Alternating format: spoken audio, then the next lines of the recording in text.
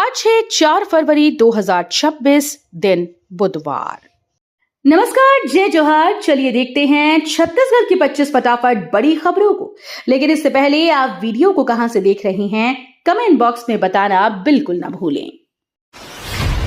मुख्यमंत्री विष्णुदेव साय की अध्यक्षता में आज छत्तीसगढ़ कैबिनेट की महत्वपूर्ण बैठक। रायपुर में मुख्यमंत्री विष्णुदेव साय की अध्यक्षता में छत्तीसगढ़ कैबिनेट की महत्वपूर्ण बैठक आज आयोजित की गई। इसमें विभिन्न नीतिगत और विकास संबंधी मामलों पर चर्चा होगी। अधिकारियों ने बताया कि बैठक में नई सरकारी योजनाओं, बजट आवंटन और प्रशासनिक सुधारों पर विचार विमर्श किया जा सकता है। मुख्यमंत्री ने मंत्री और अधिकारियों से प्रस्तावों को गंभीरता से प्रस्तुत करने और शीघ्र निर्णय लेने का निर्देश दिया। अंतरिक्ष केंद्र बनेगा युवा सपनों की प्रयोगशाला, मुख्यमंत्री साय ने की महत्वाकांक्षी घोषणा। मुख्यमंत्री विष्णुदेव साय ने छत्तीसगढ़ में नए अंतरिक्ष केंद्र की स्थापना की घोषणा की। उनका कहना है कि ये केंद्र युवाओं के सपनों को साकार करने की प्रयोगशाला के रूप में काम करेगा। केंद्र में अंतरिक्ष विज्ञान, प्रौद्योगिकी और अनुसंधान के क्षेत्र में प्रशिक्षण और प्रयोग किए जाएंगे। मुख्यमंत्री ने बताया कि इससे छात्रों और युवा वैज्ञानिकों को नई तकनीकों और नवाचार के अवसर मिलेंगे। छत्तीसगढ़ में धान खरीदी की तारीख बढ़ाकर अब 5 फरवरी तक कर दी गई। छत्तीसगढ़ सरकार ने धान खरीदी की तारीख में विस्तार किया है। अब किसान 5 फरवरी तक अपने धान केंद्रों पर धान बेच पाएंगे। इससे उन किसानों को राहत मिलेगी जो समय पर धान बेचने में असमर्थ थे। अधिकारियों ने खरीदी केंद्रों में व्यवस्थाओं को और बेहतर बनाने और किसानों की सुविधा सुनिश्चित करने का निर्देश दिया है। इस कदम से खरीदी प्रक्रिया सुचारू और पारदर्शी बनी रहेगी। छत्तीसगढ़ में मुख्यमंत्री ग्रामीण बस योजना से बस्तर और सरगुजा में सुरक्षित परिवहन मिलेगा। रायपुर में छत्तीसगढ़ सरकार ने मुख्यमंत्री ग्रामीण बस योजना शुरू की। इसका उद्देश्य सुदूर और आदिवासी बहुल क्षेत्रों, विशेषकर बस्तर और सरगुजा में ग्रामीणों को सुलभ, सुरक्षित और भरोसेमंद परिवहन उपलब्ध कराना है। योजना से छात्रों, मजदूरों और सामान्य ग्रामीण जनता की यात्रा आसान होगी। सरकार ने नई बसेस और सुविधाजनक मार्गों की व्यवस्था की। अधिकारियों ने लोगों से योजना का लाभ उठाने और सुरक्षित यात्रा करने की अपील की। रायपुर में सनी लियोन के कार्यक्रम पर बवाल, बजरंग दल ने जारी की चेतावनी। रायपुर में सनी लियोन के कार्यक्रम को लेकर विवाद बढ़ गया। बजरंग दल ने कार्यक्रम के खिलाफ विरोध जताया और चेतावनी जारी की। उन्होंने कहा कि यदि उनकी मांगों पर ध्यान नहीं दिया गया तो और सख्त कदम उठाए जा सकते हैं।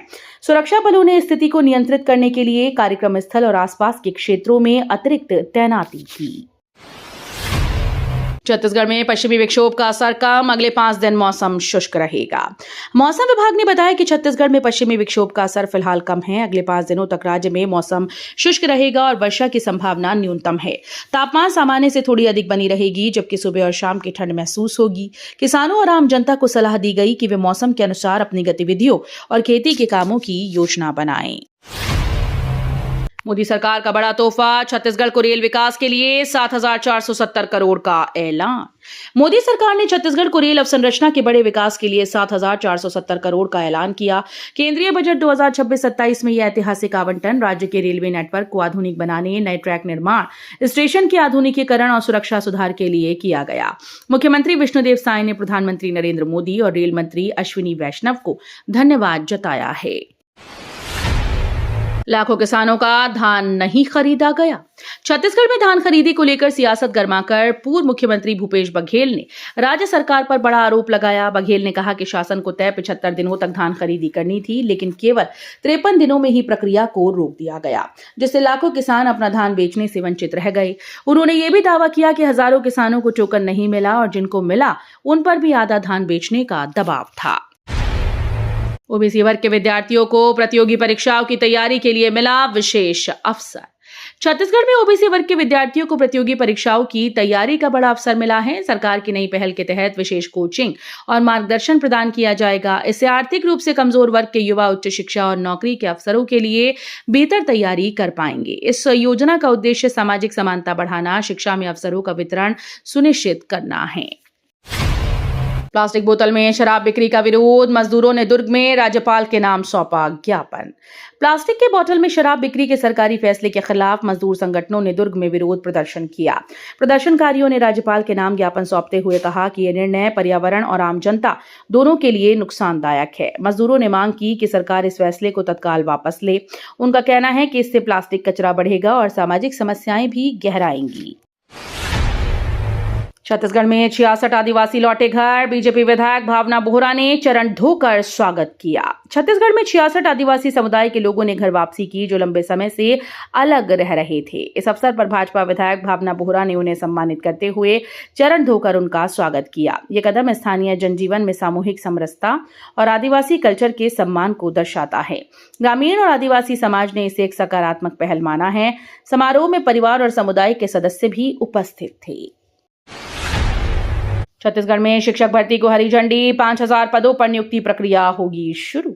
छत्तीसगढ़ में शिक्षक भर्ती को मंजूरी मिल गई, जिससे लगभग 5000 खाली पदों पर नियुक्ति का मार्ग साफ हो गया। सरकार ने प्रक्रिया को जल्द पूरा करने का निर्देश दिया और योग्य उम्मीदवारों से आवेदन की अपील की। इससे राज्य में शिक्षा की गुणवत्ता को बढ़ावा मिलने की उम्मीद है।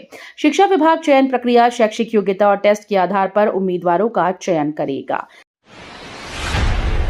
अमेरिका ने भारत पर टैरिफ घटाया, अब 18% टैरिफ लगेगा।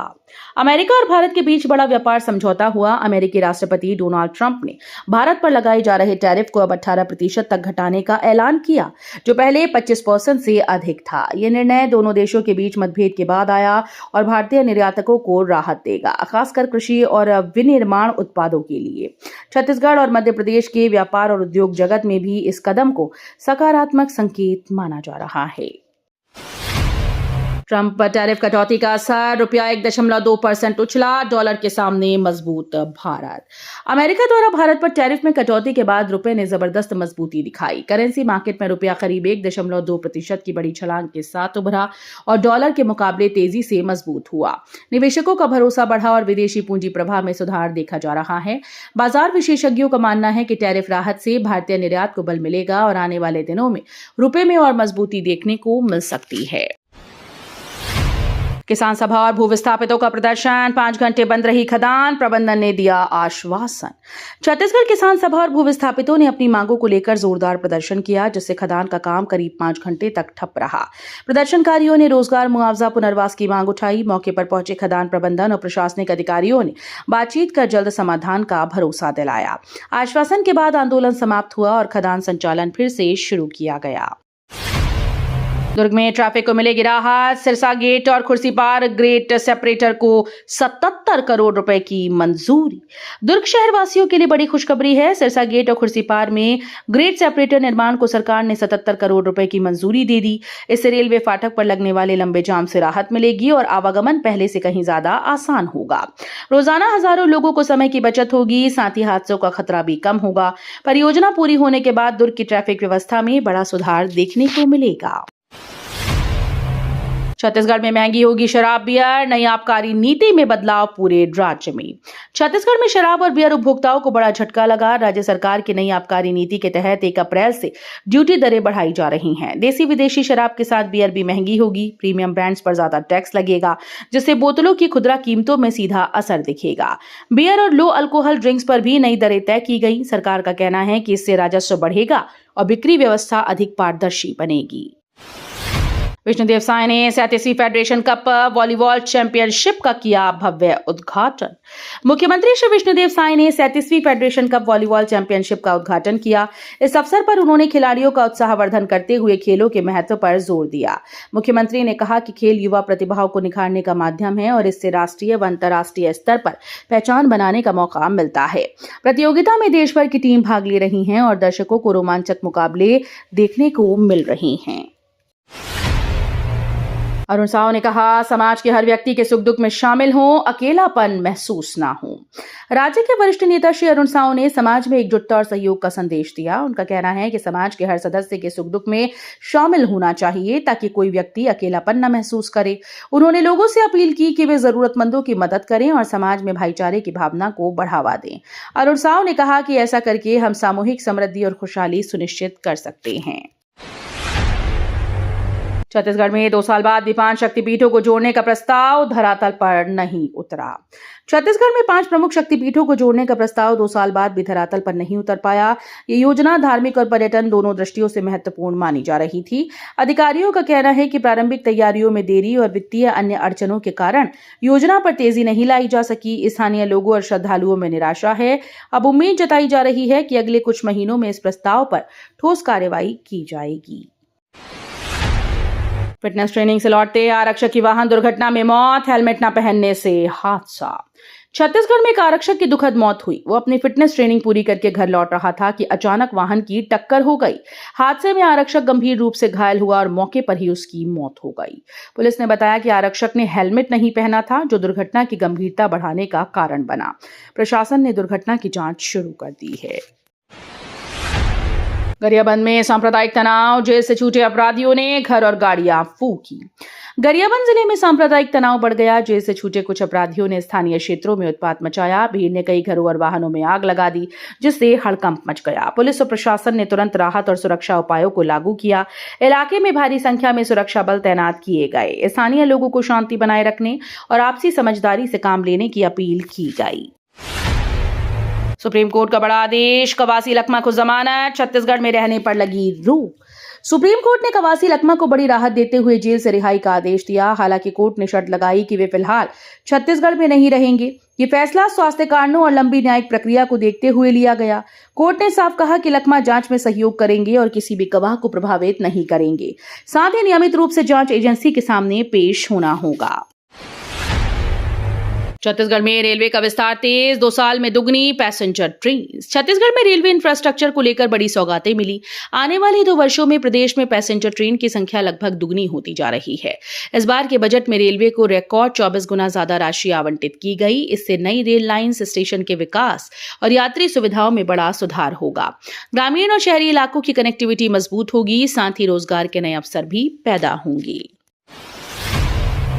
एनएचएआई ने 1500 बच्चों की आंखों की जांच की, 102 को मुफ्त चश्मे मिलेंगी। राष्ट्रीय राजमार्ग प्राधिकरण की पहल से 1500 स्कूली बच्चों की आंखों की जांच की गई। इसमें से 102 बच्चों की दृष्टि में समस्या पाई गई, जिन्हें मुफ्त चश्मे प्रदान किए जाएंगे। इस अभियान का उद्देश्य बच्चों की आंखों की सेहत पर ध्यान देना और समय पर उपचार सुनिश्चित करना है। एनएचएआई ने कहा कि यह कार्यक्रम बच्चों की शिक्षा और जीवन गुणवत्ता को बेहतर बनाने में मदद करेगा। तो ये थी आज की बड़ी खबरें। अगर आपको न्यूज पसंद आई हो तो वीडियो को लाइक और शेयर करना बिल्कुल ना भूलें। धन्यवाद।